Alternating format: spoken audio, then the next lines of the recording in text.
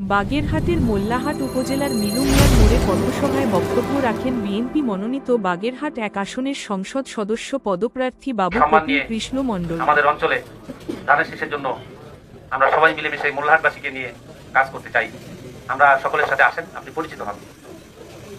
তো বিষয়টা আমার অনেক ভালো লেগেছে। ইকবাল ভাই আমার বাড়িতে গিয়েছিলেন, ভোটদানের সুযোগ পেয়েছেন। তো সেই সুযোগটা নিয়ে যখন আমি বিভিন্ন জায়গায় যাচ্ছিলাম, কারণ আমি তো সব এলাকার কারা গুরুত্বপূর্ণ ব্যক্তিত্ব, তাদের চিনতেও তো কয়েকদিন সময় লাগে। ধীরে ধীরে চিনে নেওয়ার চেষ্টা করেছি। সময়টা তো খুব কম পেয়েছি, এবার নির্বাচনী প্রচার প্রচারণার জন্য খুবই কম সময় আমাদেরকে বেঁধে দেওয়া হয়েছে।